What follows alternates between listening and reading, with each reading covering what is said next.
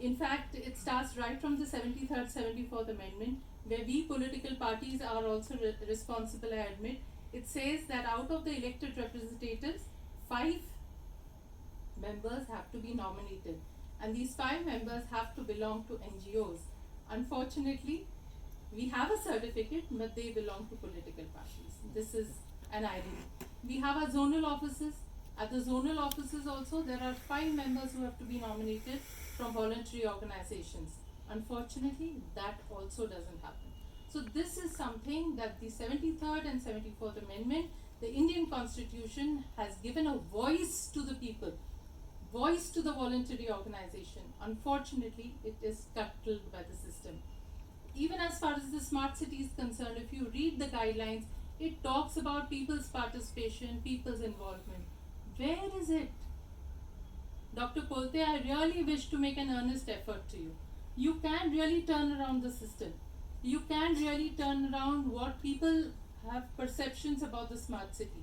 And if this is what we need to do, I think you have to take a proactive role to make sure that the smart city, which is, or rather the people's participation, which is mentioned in the guidelines, really happens in reality. We have a committee, it's called the advisory committee. Unfortunately, it says MP, so they thought MP means only Lok Sabha MP, so I was never invited for that. I had to go and tell the Minister of Urban Affairs, sir, does it mean only the Lok Sabha MP? He says, no, not at all. It means any MP who's staying in that city. And then I told him that I'm not there on the committee, and then he made sure that a letter was sent and I was included on the committee.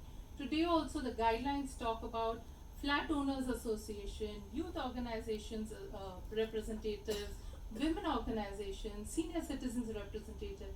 We have no members on that committee. So I don't see why we need to have only one representative. We could have groups of people who really represent. Pune is endowed with this blessing that we have so many voluntary organizations, so many experts, so many people who want to give it to us. So this is something which is the richness of our city. And if we do not use this richness, I think we are failing in all ways we want to try and develop our city. So this is one thing. Secondly, it talks about networks. There is, I don't know how many of y'all are aware that Pune is one of the 4 cities in India which has been selected as a resilient cities under the 100 Resilient Cities program. I didn't know that. Well, Pune is one. And then it says that under that program, there have to be networks built with different cities where you can exchange best practices, where you can discuss best practices and make sure it happens in our city. Unfortunately, it is not happening. The third and most important, I feel, is capacity building. I think I don't want to blame anybody. Even we as elected representatives need inputs. We are not experts in this field. If there is something which is happening in some particular city which is great, or some, I didn't know about climate change at all till I went for a conference in Montreal. I was to present a paper on how we save the hills of Pune. It was a 20-minute presentation, but what those 3 days taught me was absolutely amazing. Each one was saying that the hotspot in this country, in this world, on this globe, is India and Bangladesh. Well, I was an Indian, but I didn't know about this. I came back, I studied, I researched, and realized that climate change is really going to hit us. This was way back in 2005 when nobody was talking about climate change. If I spoke about it, people thought I was mad. कन्हे गुरुजींना विचारा मी कधी बोलले तर हा hi-fi विषय आहे हे का आपल्याला भिडणारं नाहीये. This is what they say, and the most vulnerable and the poor are the ones who are hit the worst. So this is something that we need to do. We need to have capacity building, not just of us elected representatives, but also of municipal corporation officers. I think the age-old, studies that they have done in urban plan. Unfortunately, there is no urban planner at the corporation. So basically, in planning, architecture, or whatever, is age-old. You have to keep revisiting your, the new dynamic thing that's happening all over the world. So capacity building is one thing, and also of the citizens. I think there have to be more urban planners and designers. As I said, Mr. Gohad is here, and Mr. Rawal have been sending letters to the state government asking them to come up with the promised school in Pune, school for for SPA, planning and architecture.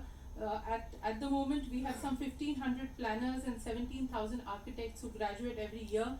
But according to statistics, we need more 15,000 planners every year and 20,000 architects. And only with new institutes, this is going to happen. My last point is that we need a cadre, just like the IAS, IPS, and IFS. I think cities are growing at a pace where we have to make sure that they are knowledgeable, that they know what they are doing, that they have the infrastructure to get themselves acquainted with what exactly needs to be done. And therefore, of course, it can't happen here. I will have to talk in the parliament and keep talking about it. But I would like you all to join in this demand that we need a cadre which looks only in the civic issues and really does something.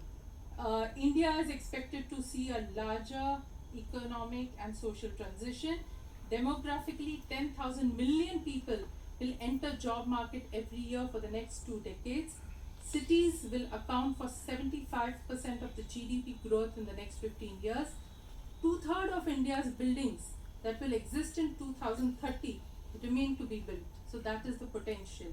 And therefore, governments and leaders should not play with superficial ideas which really make no sense. We have to do something that is concrete, and that concrete plan or that concrete idea will only come with discussion and inclusive mechanisms. Thank you very much.